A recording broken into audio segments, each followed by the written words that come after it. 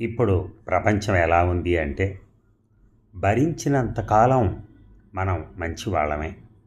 ఎప్పుడైతే భరించలేక మనం ఎదురు ప్రశ్న వేస్తామో, అప్పటి వరకు చేసిన మంచినంతా మర్చిపోయి, మనకు ఎక్కడా లేనటువంటి చెడుతనాన్ని అంటగట్టి, మనకే తెలియకుండా మనల్ని ప్రపంచానికి ఇంకోలా పరిచయం చేస్తుంది ఈ లోకం. అదండి. అంటే క్వశ్చన్ చేయకూడదు ఎవరిని వాళ్ళ ఉద్దేశంలో. క్వశ్చన్ చేయగానే ఎమ్మటే మేమేమైనా తప్పు చేసామా అన్నంత రీతిలోకి ఆలోచించడం మొదలు పెడతారు.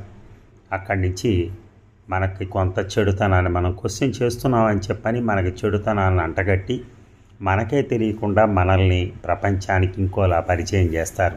శ్రీనివాస్ అలాంటి వాడు, ఇలాంటి వాడు అని చెప్పనేసి. ఎందుకంటే అప్పటి వరకు నేను బాగానే ఉంటాను. నేను క్వశ్చన్ చేశాను కాబట్టి శత్రువుని అయిపోయాను.